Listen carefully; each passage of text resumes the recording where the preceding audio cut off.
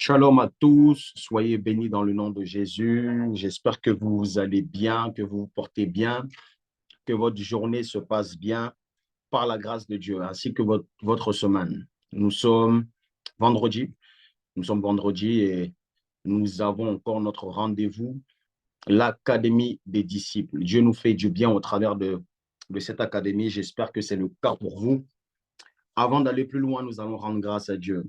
La Bible déclare qu'en toute chose, nous devons nous rendre grâce et nous allons demander de prendre encore la paternité de ces moments parce que je crois que la thématique que nous allons aborder aujourd'hui est une thématique d'une si grande importance qu'il faille que Dieu soit élevé au-dessus de nous et que notre cœur soit disposé à recevoir sa parole.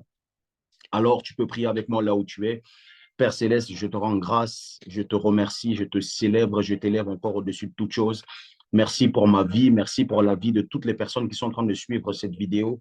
Merci parce que tu as permis que nous puissions être là en bonne santé. Nous prions afin que tu viennes prendre la paternité de ces moments, soit au-dessus de cette académie, cette classe, soit au-dessus de nos vies. Prends le contrôle de toutes choses dans le nom de Jésus-Christ de Nazareth. Fais-nous du bien et que notre cœur soit sensible, que notre cœur soit sensible à ta parole, à ton esprit et à tout ce que tu vas nous transmettre encore ce soir dans le nom de Jésus-Christ de Nazareth. Merci, Roi de gloire, de ce que tu continues de nous bâtir, de nous faire grandir dans la marche chrétienne afin que nous puissions avoir les rudiments, les fondements solides dans le nom de Jésus-Christ de Nazareth.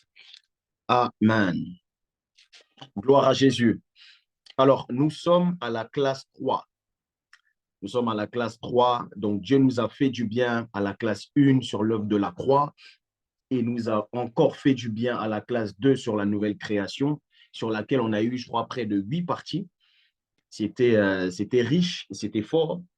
Et nous entamons la classe, non, la nouvelle création, c'était la classe 2. Nous entamons la classe 3, qui est tout savoir sur le péché. Tout savoir sur le péché. Alors, je t'invite à avoir de quoi noter, à prendre ta Bible, à prendre ton cahier de notes, et je crois que Dieu va nous faire du bien. Alléluia. Gloire à Dieu. Alors, sur toutes les séries, toutes les classes que nous allons voir à l'académie, il faudrait que tu puisses retenir ceci et comprendre que ici, on insiste sur les bases. Parce qu'on croit qu'un bon chrétien peut demeurer un bon chrétien s'il a de bonnes bases. Il faut connaître les bases. Il faut comprendre les bases.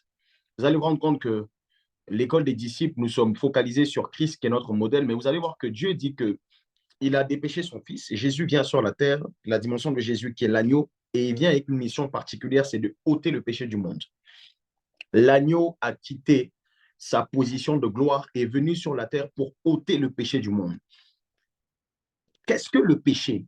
Pourquoi le péché a dépêché Jésus pour qu'il vienne sur la terre? Qu'est-ce qui a fait en sorte que ce soit quelque chose de si important pour qu'il laisse sa royauté, pour qu'il laisse sa gloire, pour qu'il laisse comment je peux dire, son niveau de gloire, de prestige, de tout ce que vous voulez, tout ce que vous pouvez imaginer, et venir sur la terre pour ôter le péché du monde. Le péché et la compréhension du péché te permet de bien comprendre le ministère de Jésus.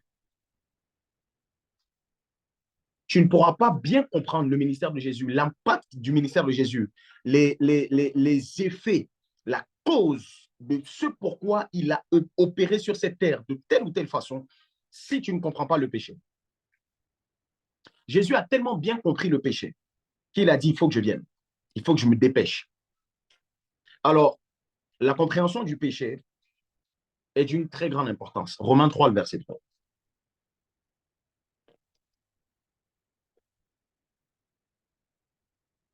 Romains 3, le verset 3 nous dit ceci, car tous ont péché et sont privés de la gloire de Dieu. Tous ont péché et sont privés de la gloire de Dieu. Le problème du monde dès l'origine, dès la base, a été le péché. Le péché a séparé les hommes de Dieu. Et dès la base, tu dois très bien le savoir, Adam aussi en sait des choses. Ève aussi, ainsi que toute la création par la suite. Merci pour le texte. Jésus est donc venu pour ôter ce péché du monde. Il est venu sur la terre pour une mission particulière. Venir nous sauver du péché, mais pas que du péché. Dans le texte qu'on a lu tout à l'heure, on a parlé de tous son péché sont privés de la gloire de Dieu. Donc, quand Jésus vient ôter le péché, c'est qu'il vient ôter le péché pour nous redonner la gloire. Mais Romains 6, le verset 23, va nous donner de comprendre quelque chose, encore une dimension, quelque chose qui est rattaché au péché. Romains 6, le verset 23. Voici ce que Jésus fait. Ou voici comment tu vas comprendre. On dit, car le salaire du péché, c'est la mort. Le salaire du péché, c'est la mort. Le péché est toujours attaché à la mort. La mort est rattachée au péché. Le salaire du péché, c'est la mort. Mais le don gratuit de Dieu, c'est la vie éternelle et la vie en Jésus-Christ, notre Seigneur. Gloire à Dieu. Alors, j'essaie de résumer encore ce que j'étais en train de dire. Merci pour le texte. Le péché nous a détruits, nous a souillés. Jésus vient ôter le péché. Mais quand il ôte le péché, il ne fait pas simplement que ôter le péché, il te donne également la gloire. Mais dans cette dimension de venir ôter le péché, il n'enlève pas que le péché. Le Romain dit que le salaire du péché, c'est la mort. La mort travaille avec le péché et vice-versa. Donc, quand il vient ôter le péché du monde, il vient ôter cette mort qui était rattachée à la dimension mondaine ou humaine. Il vient ôter la mort, ôter le péché, raison pour laquelle il vient donner, redonner la gloire de Dieu et apporter la vie. Jésus s'est présenté comme étant le chemin, la vérité, la vie. Il vient enlever ta mort pour te donner une vie. Il vient enlever, ôter le péché pour te redonner la gloire. Marche dans cette dimension de vie et dans cette dimension de gloire de Dieu dans le nom de Jésus-Christ de Nazareth. Romains 5, le verset 12. Romains 5, 12, regardez. Il dit, c'est pourquoi, comme par un seul homme, le péché est entré dans le monde. Et par le péché, la mort. Ça veut dire que, en temps normal, la mort, on ne devait pas connaître la mort. On devait être dans une vie abondante, absolue, éternelle. Mais à quel moment l'homme a connu la mort? Au moment où il y a eu péché. Donc, la mort, c'est comme si le péché a ouvert le boulevard pour la mort. Donc, les chrétiens qui craignent plus la mort que le péché, vous n'avez rien compris. La mort n'a pas de poids ou n'allait pas avoir d'accès sans le péché. Donc, le véritable danger, ou ce sur quoi on doit faire attention, ce n'est pas uniquement sur la thèse de la mort, comment je vais mourir, j'ai peur de la mort, je n'ai pas envie de mourir. Non. Ce qui a ouvert la porte à la mort, c'est le péché. C'est par le péché que la mort est venue. Alors, tu dois plus craindre et comprendre le phénomène du péché que craindre la mort. Que craindre la mort. Il dit, c'est pourquoi le péché est entré dans le monde. Et par le péché, la mort. Par le péché, la mort. Grâce au péché, par le canal du péché, la mort a suivi. La mort n'était pas prévue. Mais le péché lui a donné l'accès. Le passe VIP, viens, on y va. Les hommes ont failli, donc on y va. Et il dit, et qu'ainsi la mort s'est étendue sur tous les hommes, parce que tous ont péché. La mort s'est répandue. La mort s'est envahi tous les domaines de nos vies, sentimentales, financiers, professionnels, matériels. La mort s'est répandue. Regardez, on voit des chrétiens qui proclament Jésus, mais ils ont une vie morte. Une vie qui n'a pas... Quand quelque chose est mort, quelque chose ne fleurit pas, c'est fade. Il n'y a pas de vie à l'intérieur. Beaucoup d'entre nous, on proclame Christ, mais nos vies sont fades. On n'est pas des sources de bénédiction. Il n'y a pas de fleuve d'eau vive qui sort de nous. C'est la mort qui rejaillit. Cela va s'arrêter dans le nom de Jésus. Tu n'as pas écrit Amen dans les commentaires. Cela va s'arrêter dans le nom de Jésus. Alors, je suis en train de te faire comprendre ceci pour te dire que la mort et le péché, les deux sont rapprochés. Les deux sont, ça marche ensemble. Alors, comme je disais là-haut, pour comprendre le ministère de Jésus qui vient donner sa vie, pour te redonner la vie et pour ôter la mort et le péché, tu dois comprendre qu'est-ce que le péché. T'interroger sur le pourquoi il quitte cette dimension de gloire pour venir. Écoutez, toute la Bible nous relate euh, le pouvoir, ou du moins les conséquences du péché dès la Genèse, dans la vie des individus, quel que soit leur niveau spirituel. Les cours précédents, on est en train de parler de l'échelle spirituelle, plus précisément les paliers de croissance. On parlait des enfants, on parlait des jeunes gens, on parlait des vieillards ou des vieux. Écoutez-moi, quel que soit votre niveau de spiritualité, le péché reste le péché. Le péché reste le péché. Voilà pourquoi, durant ce cours, nous allons comprendre. Voici la description du cours.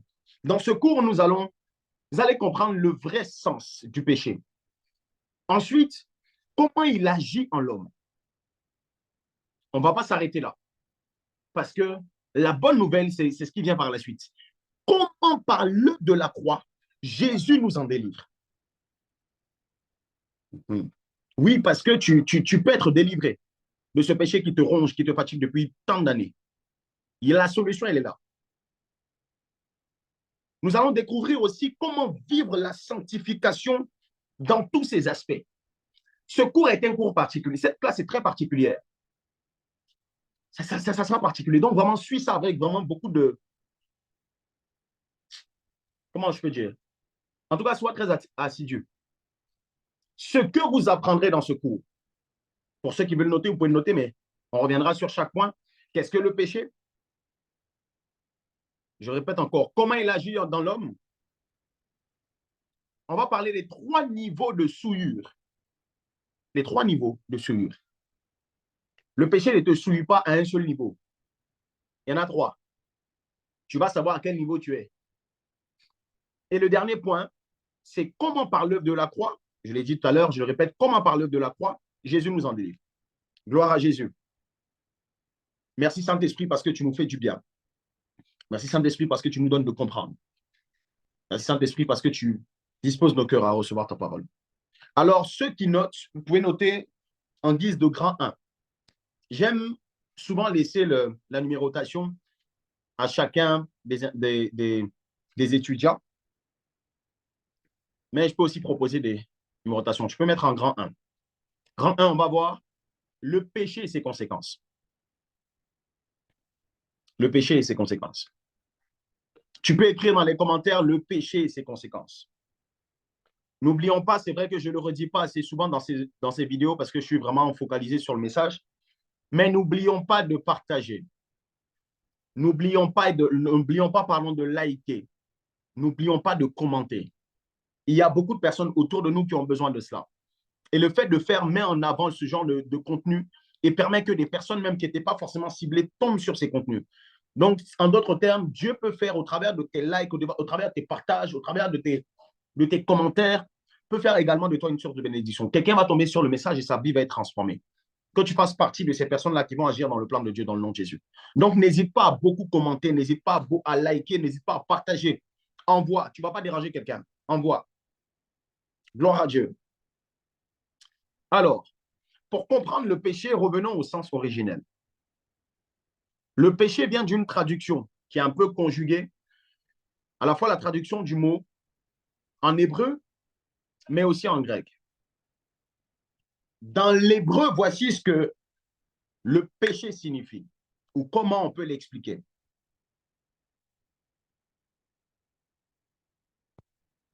Dans l'hébreu, on parle de chata. On parle de chata. Chata qui veut dire péché, mais qui veut également dire manquer le but, manquer l'objectif. Chata.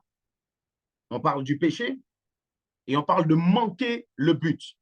C'est une dimension de la notion de péché. On va voir 3 dimensions différentes. Mais sans doute, peut-être que toi, tu as que la compréhension d'une seule dimension, peut-être de 2. Ou si tu as la compréhension des 3 dimensions, gloire à Dieu. Mais chacune est importante et chacune de ces dimensions, les 3 sont liées, mais il y a des divergences à chaque niveau. Voilà pourquoi on comprendra par la suite que beaucoup pensent qu'ils ne pêchent pas, mais ils pêchent. Chata, beaucoup, j'ai fait un peu comme les pères aussi, on va avoir des mots un peu particuliers. Beaucoup comment on peut dire ça? beaucoup chatassent. Tu vois, tu es en train de, tu es en train de, tu, tu es en train de chatter. Je ne sais pas, en tout cas, trouve la formulation qui te va. Hein, trouve la formulation qui te sied. Chata veut dire péché, veut dire manquer le but. Proverbe 16, le verset 4. Proverbe 16, le verset 4. Regardez ce que la parole de Dieu nous dit. Elle nous dit quoi? L'Éternel a tout fait pour un but.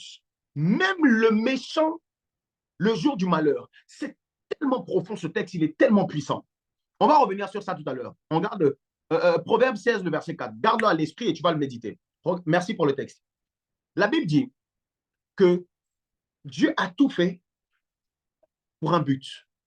Ça veut dire Dieu a un plan. Il a prévu chaque chose pour un but particulier. Toi-même, tu fais partie du plan de Dieu. Tu vois? Quand Dieu a créé, prenons l'exemple des rapports intimes. Quand Dieu a créé les rapports intimes, il a fait avec un but.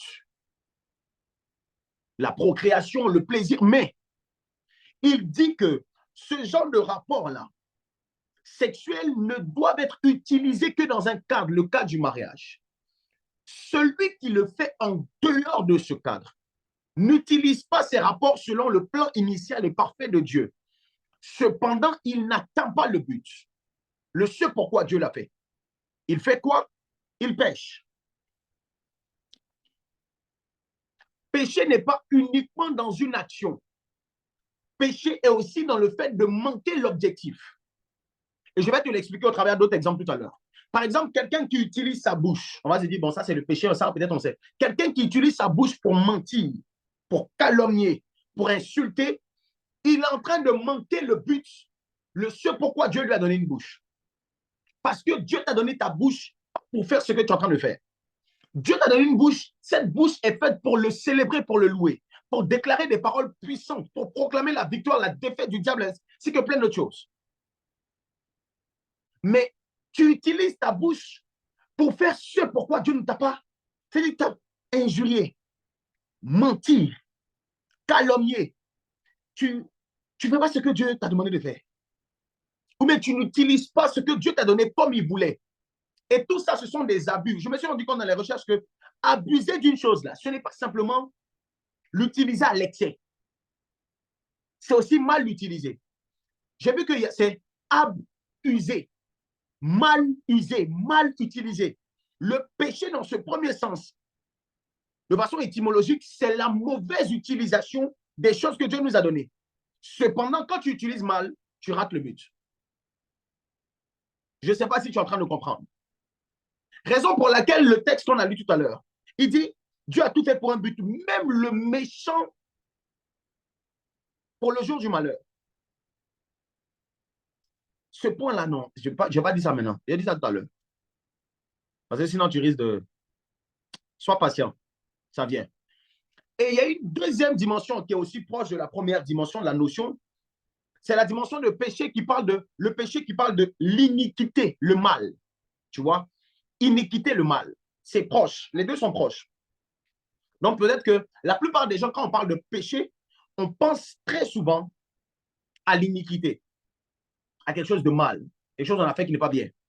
C'est vrai, mais ce n'est pas suffisant. Il y a aussi le fait de ne pas atteindre le but de Dieu. Le fait de ne pas faire ce que Dieu voulait. Mais en termes de finalisation ou finalité, je reviendrai sur ça tout à l'heure. 1 Corinthiens 6, le verset 9. 1 Corinthiens 6, le verset 9. Donc, tu peux noter péché aussi, deuxième sens, iniquité. Il dit, ne savez-vous pas que les injustes n'hériteront point du royaume de Dieu? Ne vous y trompez pas, ni les impudiques, ni les idolâtres, ni les adultères, ni les efféminés, ni les infâmes, vous allez lire par la suite, n'hériteront le royaume de Dieu, le royaume des cieux.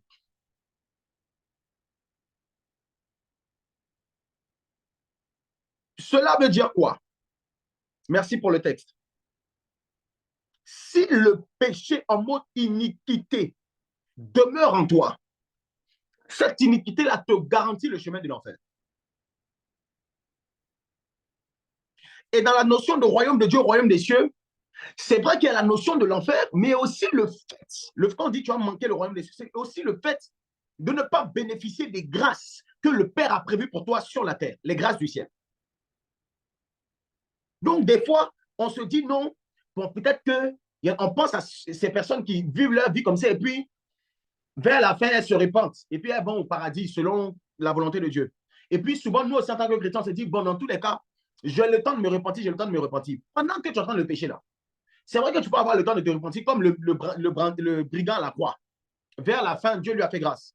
Mais sur la terre, tu as besoin de certains équipements de Dieu. Tu as besoin de ça. Tu as besoin des grâces du ciel. Mais tu te prives de ça à cause de quoi? À cause du péché. Quand on parle de l'iniquité, c'est quelque chose qui est reconnu même dans la société comme quelque chose de mal. C'est-à-dire que tu n'as pas besoin d'être chrétien pour dire que tu as fait ça. Ok, ça on sait. Voler, iniquité. Tuer, iniquité. Violer, même à la justice, même chez les grands païens francs-maçons, on sait ça. Et celui qui vit dans ces choses est privé de la gloire de Dieu. Et la mort s'installe en lui. Parce qu'il y a le péché, la mort suit. Mais ce qui est encore important, les deux sont importants. Mais l'une des choses sur laquelle je vais insister encore aujourd'hui, les trois choses sont liées, c'est qu'il y a une troisième dimension. Quand on parle de chata, quand on parle de manquer le but, il y a quelque chose qui rentre encore en ligne de compte. Il y a un troisième élément qui est la souillure. Mais souillure dans quel sens? C'est un péché non évident. C'est aussi appelé mélange. Mélange de souillure. C'est quelque chose qui n'est pas évident. Regardez, comme on dit, quand le Seigneur nous appelle à la pureté, souvenez-vous que l'impureté fait aussi partie des œuvres de la chair. La pureté, c'est quelque chose qui est sans mélange. Une chose pure, c'est une chose sans mélange. Mais cette notion est aussi délicate. Et tu dois bien la comprendre. C'est pour ça que lors de ce cours, je vais vraiment insister dessus. Et quand on va aborder le thème de la sanctification, on va revenir sur ça. Exemple qu'on a l'habitude de prendre, un jus d'orange. Si un jus d'orange est devant toi et que tu le tiens dans un verre, dans une tasse comme la mienne, j'aurais dû mettre du jus d'orange dans ma tasse pour bien expliquer. J'aurais dû avoir des éléments. La fois prochaine, je vais avoir les éléments pour bien montrer l'exemple. Ça veut dire que tu as un jus d'orange qui est dans une tasse. Et puis, il y en a qui sont comme ça. Tu rajoutes dans le jus d'orange un jus de pomme. Tu vois? Le résultat ne peut pas être appelé pur jus d'orange, ni pur jus de pomme. C'est un cocktail, c'est un mélange. Maintenant, où est-ce que je vais en venir? Ce jus qui a été conçu là, mélange de jus d'orange et puis mélange de jus de pomme, ce jus qui a été fabriqué, ce n'est pas un jus qui est sale. Ce n'est pas un jus qui est mauvais ou bien qui n'a pas de goût. Tu peux le consommer. Ce n'est pas sale. Tu peux le consommer. Suis-moi très bien. Mais il n'est pas pur. Il n'est pas pur.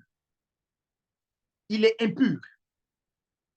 Qu'est-ce que je suis en train de vouloir expliquer? Lorsqu'il y a un mélange, on ne peut plus parler de pureté.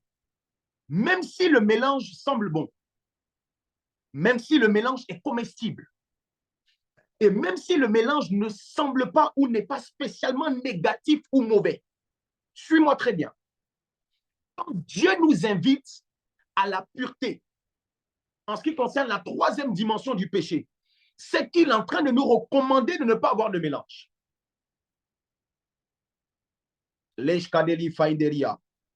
Regardez dans nos cultures et dans le monde, il y a beaucoup de choses qui ne viennent pas de la volonté de Dieu, mais qui ne sont pas ou qui ne semblent pas être mauvaises en tant que telles, de façon apparente. Tu vois? Et puis, il y a des choses qui semblent être mauvaises selon nos cultures, mais qui sont propres à la volonté de Dieu. Je vais bien t'expliquer ça. J'arrive. si nous mélangeons nos pensées ou nos idées avec les idées de Dieu, on n'a plus une idée de Dieu. Même si les idées sont bonnes. Je ne sais pas si tu es en train de me suivre. Il y a un mélange, il y a un cocktail. Et ce mélange, ce cocktail-là, qui peut être bon d'apparence, c'est aussi un aspect du péché. Suis-moi très bien. Si Dieu te révèle sa volonté et que tu ajoutes à sa volonté une autre chose qui n'est pas forcément mauvaise, mais qui ne vient pas de lui, chata.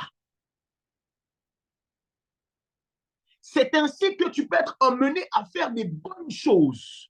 Et devant Dieu, c'est un chata.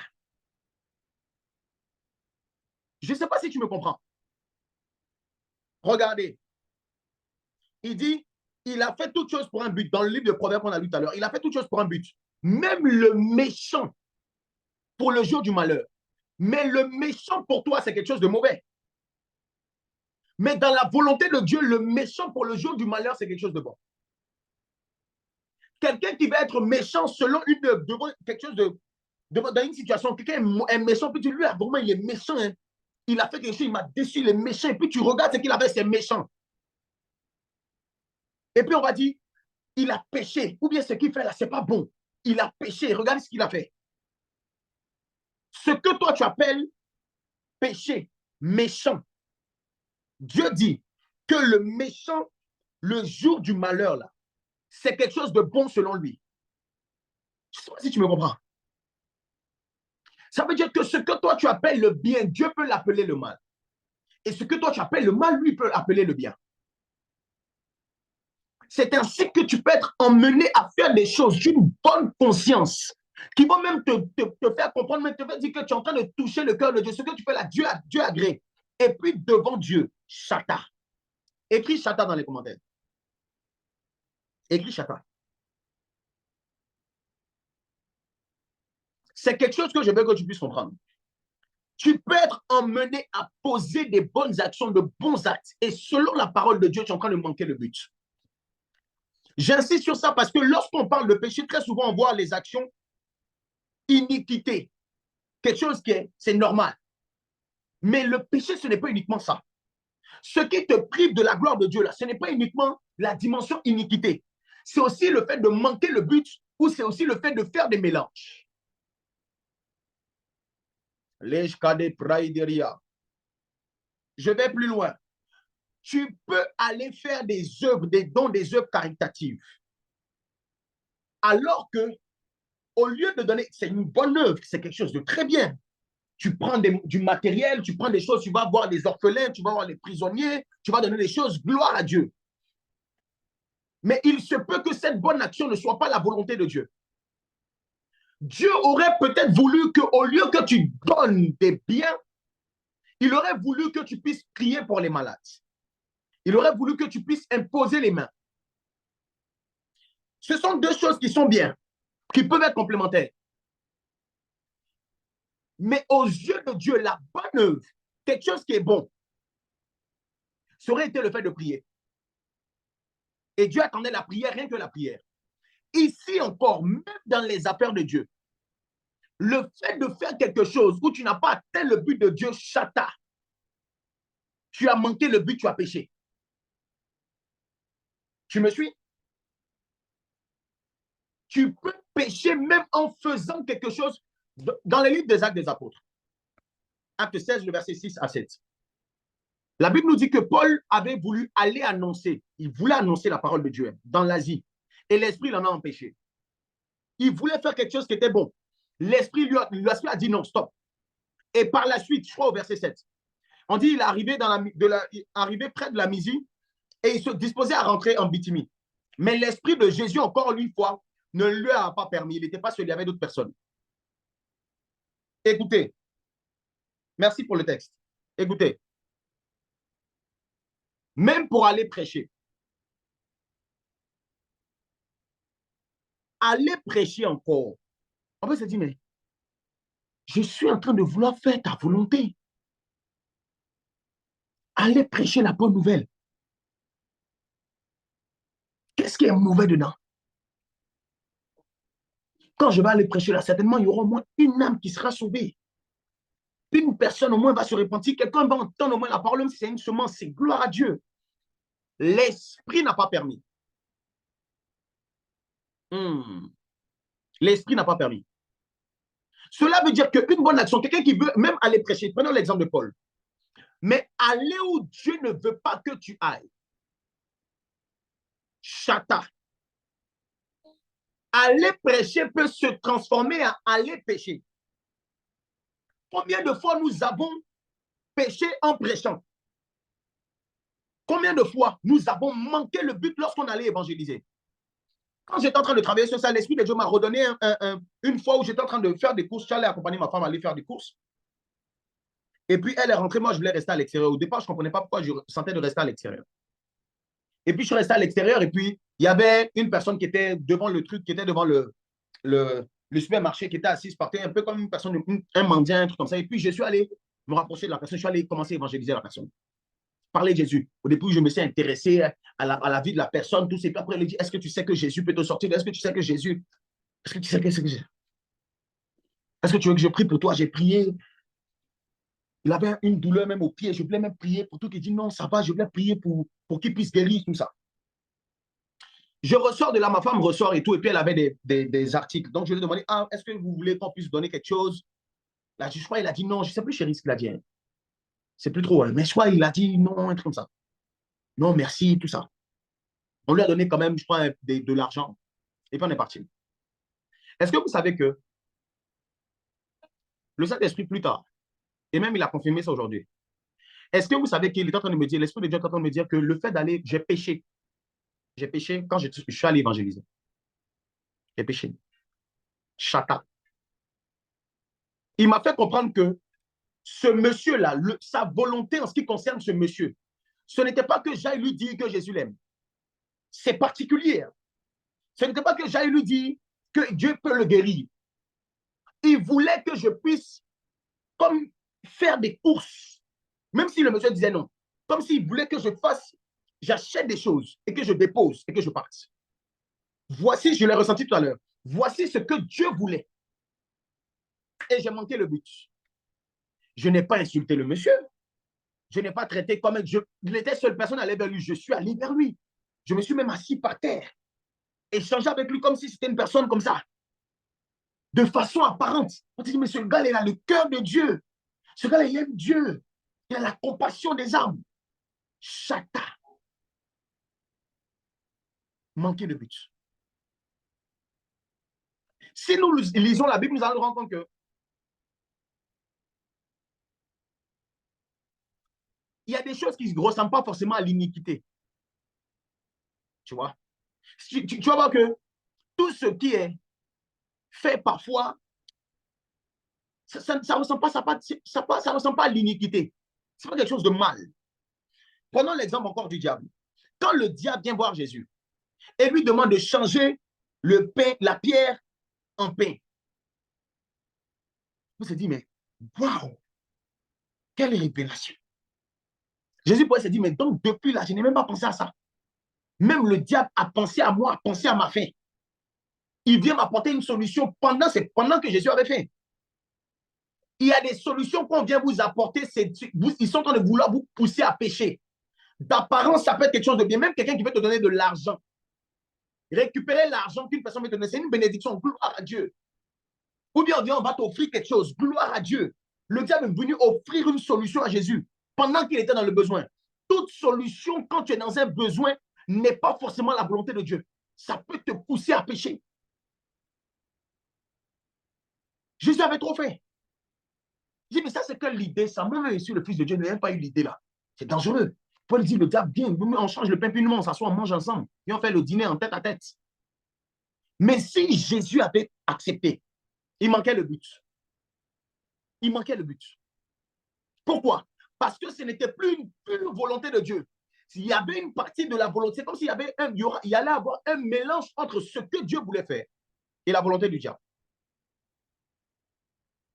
Dieu avait prévu de nourrir Jésus, mais pas que cette nourriture vienne des pierres. Donc, le diable voulait répondre à ce besoin-là pour nourrir Jésus. Il y a la partie de la volonté de Dieu. Mais il voulait faire avec lui-même sa volonté. Mélange. Mélange.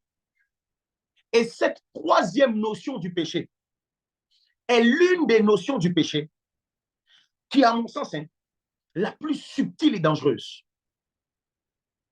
Il y a des choses, tu vois, tu sais.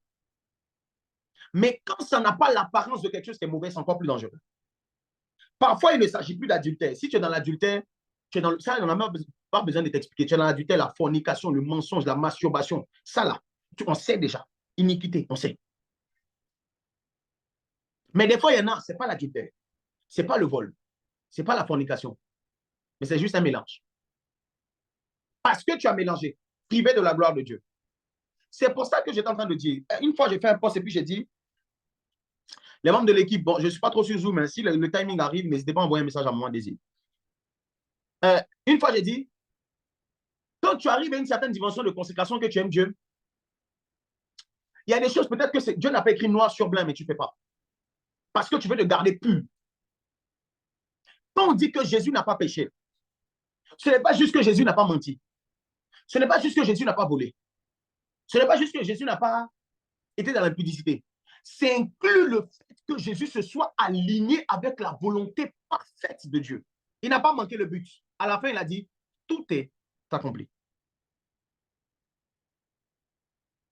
Le jeu est fini. Il a tout fait.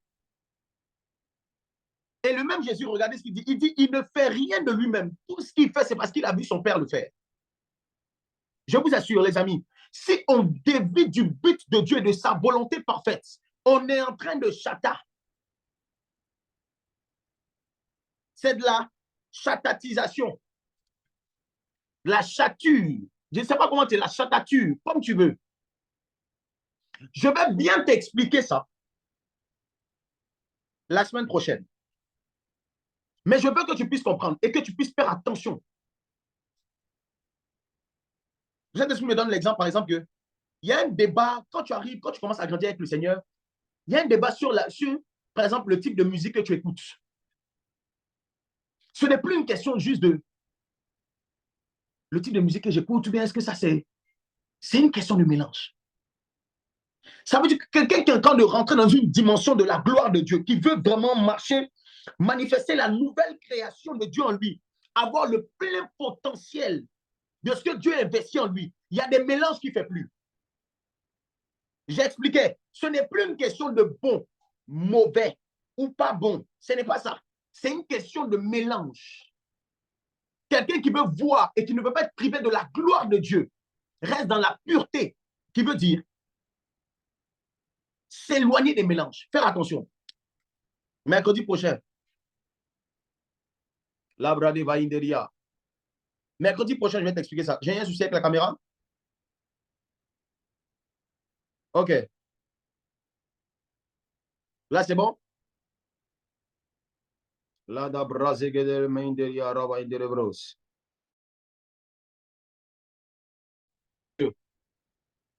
je t'invite à beaucoup prier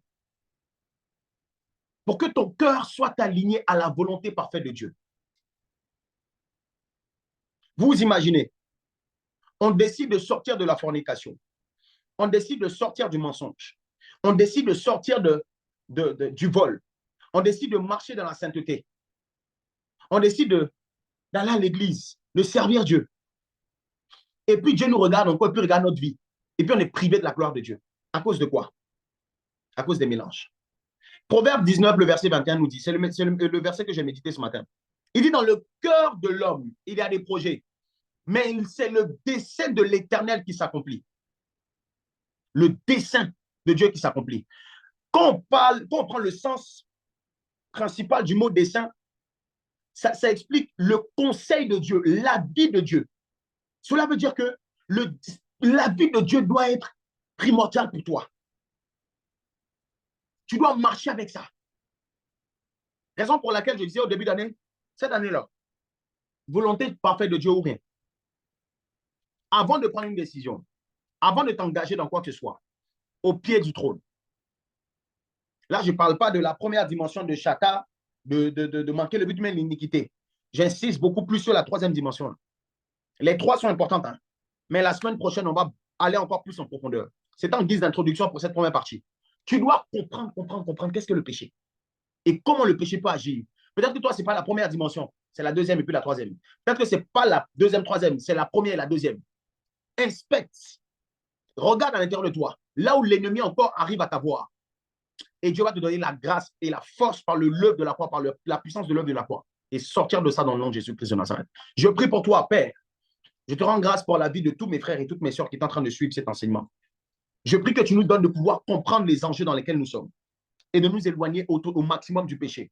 Que durant toute cette série, que nous puissions avoir les éléments solides, la compréhension nécessaire afin de marcher dans tes voies et respecter tes préceptes au nom de Jésus-Christ de Nazareth. Aide-nous à sortir de ces phases. Aide-nous à comprendre les conséquences du péché et aide-nous au-delà de toute chose à comprendre que par l'œuvre de la croix, tu nous as donné la capacité de vaincre ces œuvres dans le nom de Jésus-Christ de Nazareth. Beaucoup de personnes qui sont en train de me suivre sont encore prisonnières de certains péchés et combattent de la mauvaise des façons. Je t'en supplie. Je ne t'encourage pas à pécher. Hein. Je t'en supplie. Médite sur ce qu'on est en train de voir. Sois assidu durant cette période. Partage cette vidéo, cette série. Demande à des personnes qui sont autour de toi de venir se connecter à cette série. Dieu va nous faire énormément de bien. Il y a beaucoup d'addictions qui vont tomber. Je l'ai dit la semaine dernière. Beaucoup d'addictions qui vont tomber. Beaucoup de voiles qui vont être déchirées par la puissance de Jésus. Que Dieu te bénisse abondamment. Excellente journée. On se donne rendez-vous le mercredi pour la suite de notre enseignement sur la classe 3. Shalom à tout le monde. Que Dieu vous bénisse abondamment.